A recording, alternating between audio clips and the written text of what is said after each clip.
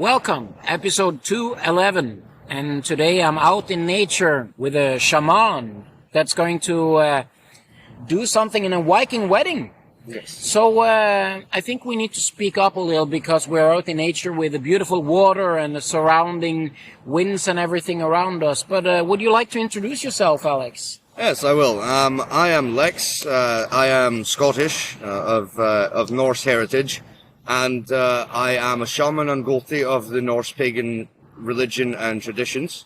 I have been practicing shamanism since 2016 and performed my first ceremony in 2018. Okay. So today we are going to Åsatru ceremony with bloating and stuff. Would you like to try and elaborate and talk a little about what we're going to do today? Of course. Today we will be observing a number of the traditions of a Norse pagan wedding ceremony. That would say Åsatru. The first thing that we typically do is we will bless or hallow the area to make it a welcome place for the spirits and the gods to join us. And then we will go through the traditional invocations of gods, the most common gods of which would be Thor and Frey and Odin, of course. And these gods are associated for different reasons with marriage. Then hand binding and the bloat itself, which is bloat basically means to bleed, and it's a sacrifice, which is often used in many different ceremonies for many different reasons. But it's an offering to the gods to ask for their blessings on whichever your ceremony is, and it's a good way to invoke them and bring the spirit of community into the atmosphere. Yeah, really good. So when we are going to do that today, do you think it's going to be a new experience for most of the guests that are coming to this wedding? Oh yes, I would imagine so. These types of wedding ceremonies these days are very rare. Not so many people actually do them, and the traditions have been somewhat lost over the centuries in terms of the conversion to a more Christianized society where weddings are more central to Christian traditions than Norse. So most people will not have experienced anything like they have in front of them today. That's really interesting. And when we talk about the Åsatru and the Vikings and the general stuff here, I think that it's really interesting. You touched a little bit upon it, that not many people would like to do these kinds of traditions and stuff. There is so many different kinds of aspects of not only how you look at the whole world as we see it holistically or as a whole, but also different kinds of religious practices. So when we look at this Åsatru and Thor and Odin and the Freya and everything, what do you think when we see the world that we live in today with all of these kinds of technology, why do you think it's so interesting and also so impressive to look at people that want to go back to these kinds of traditions? Well, the reason why I personally find it so wonderful is that I think that with the evolution of the different types of technology we have today, we have lost a lot of our connection with both nature and each other. As a species, humans, we are made in a way that we find joy in the company of others, and we find ourselves mirrored interactions with other people and interactions with other people. A man cannot truly learn himself until he sees himself through another person's eyes. And a man cannot truly find comfort and joy until he has someone with which he can share that, be it a friend, a family member, or a loved one that you might have a relationship with. We had a lot of traditional values of community, and these kinds of ceremonies really focus on that. And modern technology is one of the many things that stands in the way for that in society today.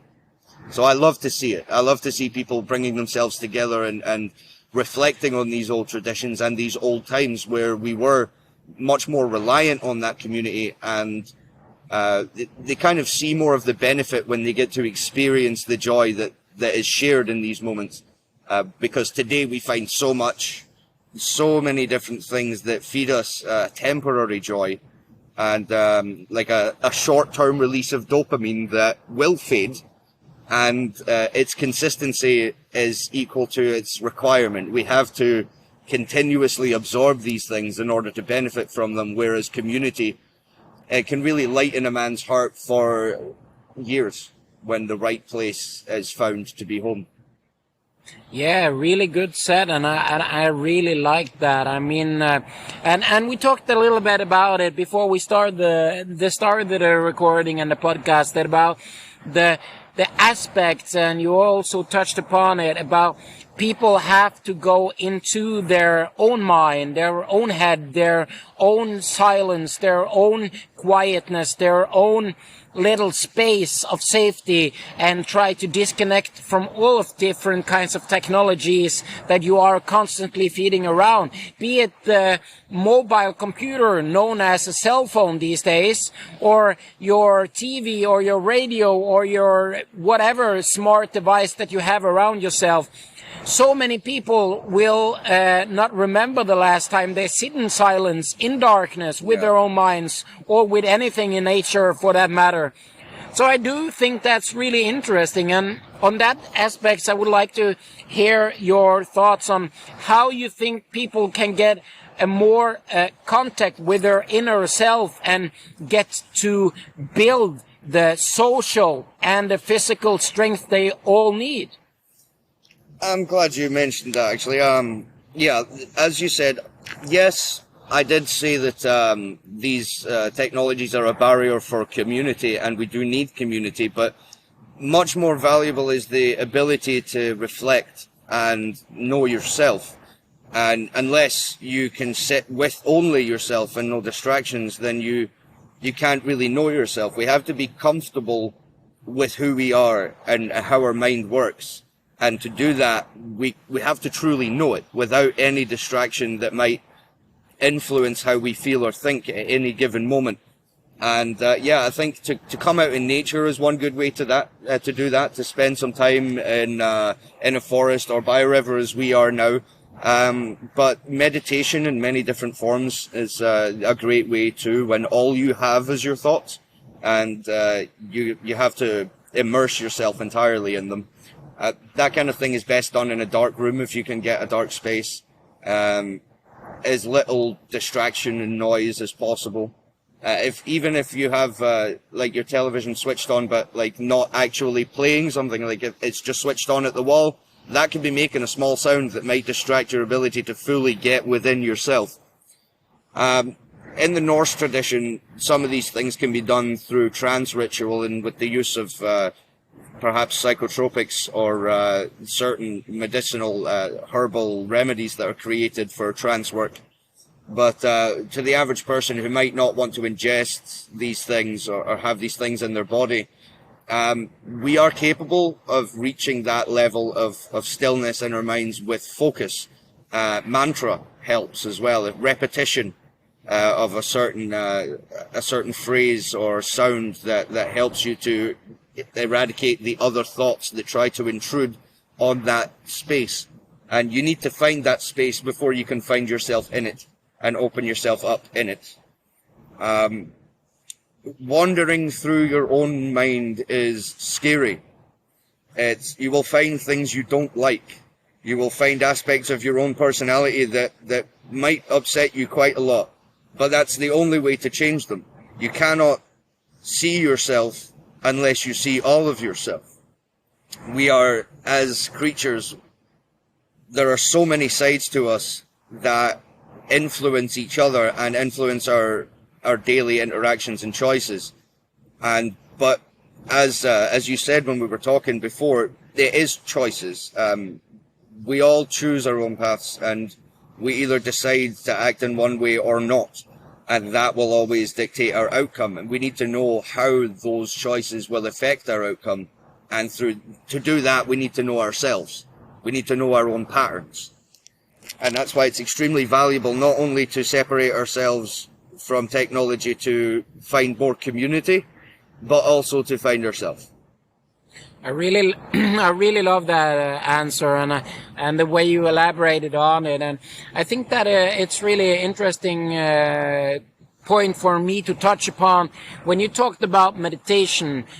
So many people, and I have said this before, and I'm going to say it again in English this time, that I have a tendency to have like ants in my ass, so to speak, and to be able to sit still and meditate with your thoughts can be really hard. So I, over time, have learned and talked with people that you can do walking meditation. You walk your feet and you empty your mind, and walking meditation is a beautiful way of meditating, and you will not only be able to clear up your mental, but you will also prepare your physical in a magical, beautiful way.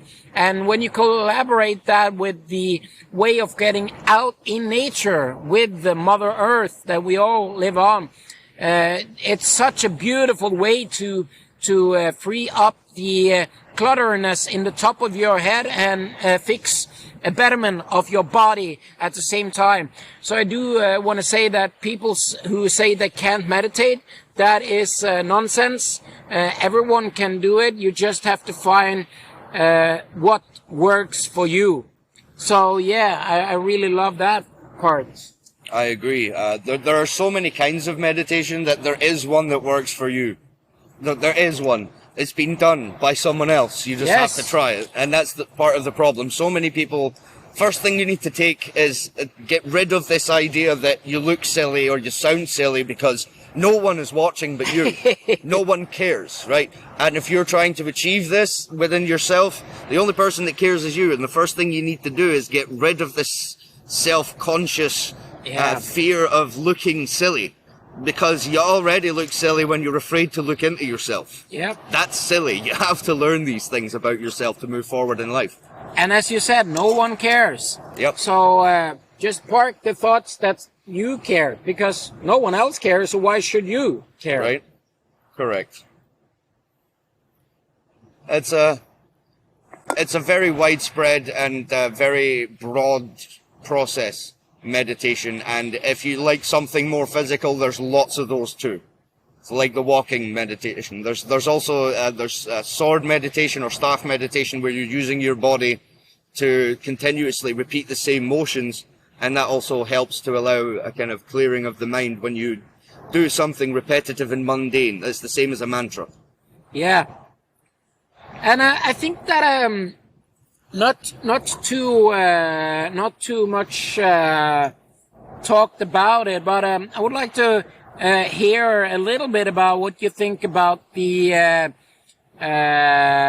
alcohol, as they say in Norwegian, or the you can get it in many shapes and forms, in beers, in spiritus, and in different kinds. Me, myself, and I have over time decided that alcohol is not too much of a good friend of me, myself, and I. And I've also tried to look a little bit into history of it, and it kind of brings out the dark side in you. So I would like to hear what you think about it. I can agree to an extent, sure. The thing about alcohol and what it does as a chemical reaction in the brain is that it does, it loosens a lot of your inhibitions. You begin to care less for consequences of actions and begin to act on more base impulses. I think those base impulses are often a large influence on how you will behave, and where some people may become more aggressive or more violent, some others may become more joyful. Often they bring forth more repressed emotions. So that's, again, part of the reason why it's important to reflect, is that these different types of influences are around us all the time, like alcohol, and we are constantly open to the darker side of the self, where we're not already prepared. We don't understand how we could behave in certain circumstances because we don't know ourselves well enough. And alcohol is it's a spanner in the works. It's an explosive in the water. It's there to stir the pot and rock the boat. But when used responsibly and by people who know themselves and understand their limits, it can be fun, because you begin to let go of the boundaries of self-control, and a lot of those are social constructs that we've been given to keep us in our little boxes. So I think as long as you can responsibly use alcohol and it doesn't bring out the wrong kind of lack of control, then do so. But those who are aware of the fact that alcohol makes them behave in a certain way need to stop using it as an excuse and start understanding why they behave in that way. Because it's not the alcohol, it's only bringing them forward. Yes. These dark emotions and dark tendencies. I think it's a poison, and it's a gift in its way. Much like everything else on this earth that has spiritualistic value, it's dangerous to play with in the wrong ways. Yeah, I would like to add upon that. It can be both a curse and a blessing. Correct. And on that fact, and a little bit almost into the end part here, if you have some good and some bad routines and habits, what would you like to say is a good habit you have and a bad habit? And what is your goal about to change about the good and the bad habit? Well, I smoke a lot. I would say that's a bad habit of mine. My body is telling me I should stop a long time ago, in fact. And probably the worst habit is leaning on difficulty as an excuse to not tackle that habit. Probably a good habit that I have is that self-reflection that I mentioned before, is that I am aware, because I've forced myself to become aware, that I am making these excuses. My self-reflection has allowed me to identify many of my flaws over the years that I have in turn been able to work on. So that would be my ultimate advice for anyone when it comes to focusing on fixing goals, would be the self-reflection required to understand why you haven't already. Because you know that you want to achieve something, but something has stopped you, and it's always you. Yep. There's no doubt in my mind that it is always you that prevents you from achieving any goal. Yes. You just have to find your own methods to get around your own boundaries, and understanding of the self requires that self-reflection to do that. Yes. So I think that's, for me, my goal for reaching, or the goal that I want to reach, is to be able to stop smoking and get better care of my body. And I'm going to use that same self-reflection in order to do that.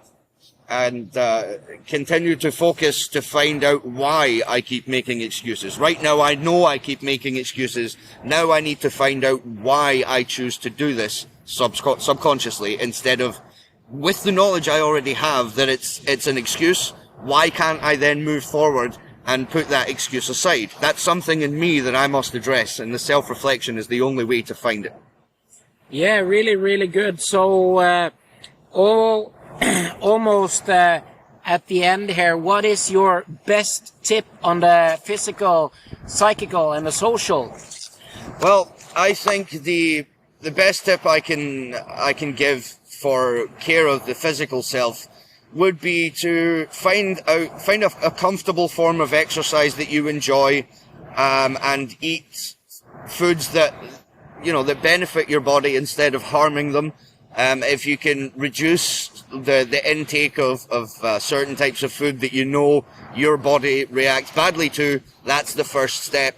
And then, walk more, swim, cycle, whatever. Just do some things to keep your body active and keep your blood flowing. And that actually is a great first step in the psychic, the mental side of self-care, because exercise is something that helps us fight things like depression and anxiety, and routine is another great way to maintain a certain sense of self-control over the brain. It's a discipline in itself, maintaining an exercise routine, so that arms you to maintain other routines required for the further improvement of mental health.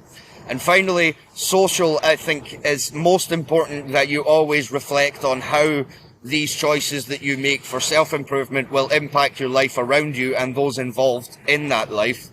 It's all fair and well to want to go and improve yourself, and I'm going to go and run 100 marathons, and I'm going to go and work with 1 million charities to feel better about, you know, my body and my life. But think about who you might be leaving behind. Think about what you might have to do in order to achieve these goals along the way, and who may suffer for this. It's important to always be mindful of the people directly involved in your life and how your choices impact them. Yeah, thank you so much. That was really good on physical, psychical, and social health. And I want to say thank you so much. And I'm looking forward to Viking wedding we are going into in not too long from now. And remember that you can always do something, and never ever give up, because you are loved. Peace and love. Folk kan hate, så kan jeg elske. Jeg elsker det. Instagrammen min, SSShow2020.